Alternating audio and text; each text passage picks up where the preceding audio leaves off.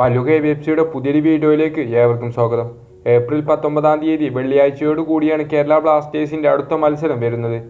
League stage മത്സരങ്ങളെല്ലാം അവസാനിച്ചത് കൊണ്ട് തന്നെ പ്ലേ ഓഫിലെ നോക്കൌട്ട് സ്റ്റേജ് മത്സരമാണ് ബ്ലാസ്റ്റേഴ്സിന് ഇനി നടക്കാൻ പോകുന്നത്. ഒഡീഷ FC ബ്ലാസ്റ്റേഴ്സിൻ്റെ എതിരാളികൾ.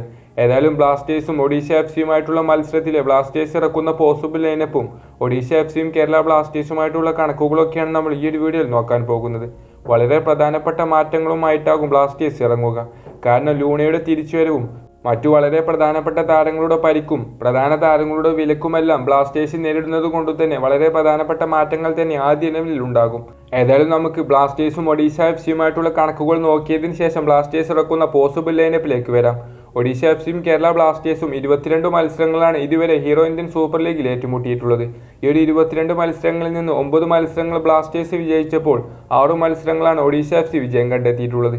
7 മത്സരങ്ങൾ സമനിലയിലും അവസാനിച്ചിട്ടുണ്ട്. എങ്കിൽ പോലും ഈ ഒരു 22 മത്സരങ്ങളിൽ നിന്ന് 29 ഗോളുകളുമായിക്കൊണ്ട് ഇരു ടീമുകളും അങ്ങോട്ടും ഇങ്ങോട്ടുമായിക്കൊണ്ട് ഗോൾ വലകൾ ചലിപ്പിച്ചിട്ടുണ്ട്.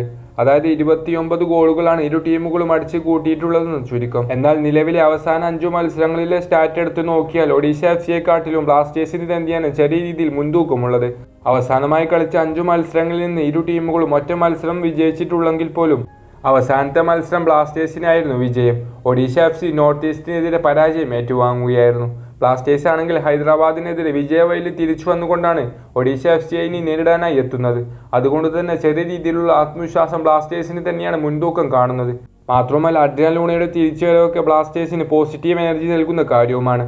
ഏതായാലും ബ്ലാസ്റ്റേഴ്സ് ഇറക്കുന്ന പോസിബിൾ ലൈനപ്പിലേക്ക് കടക്കുകയാണെങ്കിൽ 4-4-2 എന്നൊരു ഫോർമേഷനുമായിട്ട് തന്നെയാകും ബ്ലാസ്റ്റേഴ്സ് ഇറങ്ങുക. ഗോൾ കീപ്പർ ആയിക്കൊണ്ട് ലാലാ ശർമ്മക്കാണ് ഇവിടെ പോസിബിലിറ്റീസ് കാണുന്നത്. ഡിഫൻസിലേക്ക് കടക്കുകയാണെങ്കിൽ 2 സെൻറ്റർ ബാക്ക് പൊസിഷനിൽ മിലോസും അതുപോലെ തന്നെ ലെസ്കോവിക്കും ഉണ്ടാകും. ഇനി റൈറ്റ് ബാക്കിൽ നമുക്ക് പ്രീതം കോട്ടാലിനെ പ്രതീക്ഷിക്കാം. ലെഫ്റ്റ് ബാക്കിൽ നവോച്ച സിംഗിന് സസ്പെൻഷൻ ആയതുകൊണ്ട് തന്നെ സന്ദീപ് സിംഗിനെ അവിടെ നമുക്ക് പ്രതീക്ഷിക്കാം. ഈ ഒരു ഡിഫൻസുമായിട്ടാകും ബ്ലാസ്റ്റേഴ്സ് പ്ലേ ഓഫ് മത്സരം കളിക്കാൻ ഒഡീഷ FCക്കെതിരെ ഇറങ്ങുക. ഇനി മിഡിലേക്ക് കടക്കുകയാണെങ്കിൽ വിപിൻ മോഹനും ജീക്സൺ സിംഗും ഉണ്ടാകും. വിങ് ഫോർവേഡുകളിലായിക്കൊണ്ട് കേരള ബ്ലാസ്റ്റേഴ്സിന്റെ യുവതാരമായ ഐമനെയും പരിക്കുമാറിക്കൊണ്ട് കളിക്കളത്തിലേക്ക് തിരിച്ചെത്തിയിട്ടുള്ള ബ്ലാസ്റ്റേഴ്സിന്റെ നായകൻ മജീഷ്യൻ അഡ്രിയാൻ ലൂണയും നമുക്ക് പ്രതീക്ഷിക്കാം. ലൂണ ആദ്യ ലെവലിലേക്ക് തന്നെ മടങ്ങി വരാനാണ് സാധ്യതകൾ കാണുന്നത്. ഇനി മുന്നേറ്റനിരയിൽ ഗോൾ അടിക്കാനായിക്കൊണ്ട് മലയാളി താരമായ രാഹുൽ KPയും അതുപോലെ തന്നെ രാഹുൽ KPയോടൊപ്പം നമുക്ക് ദിമിത്രോസ് നാമൻഡക്കോസിനെയും പ്രതീക്ഷിക്കാം. ദിമിത്രോസ് ഇന്നലെ മുതൽ തന്നെ ബ്ലാസ്റ്റേഴ്സ് ക്യാമ്പിൽ പരിശീലനം പുനരാരംഭിച്ചിട്ടുണ്ട്.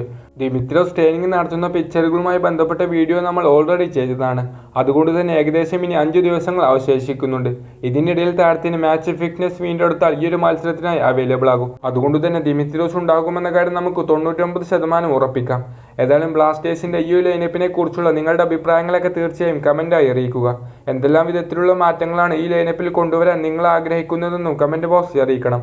അതുപോലെ തന്നെ ബ്ലാസ്റ്റേഴ്സും ഒഡീഷ FCയുമായിട്ടുള്ള സ്കോറൊക്കെ ഒന്ന് പ്രെഡിക്റ്റ് ചെയ്യാനും മറക്കരുത്. ഏതായാലും മറ്റൊരു വീഡിയോയുമായി നമുക്ക് വീണ്ടും കാണാം.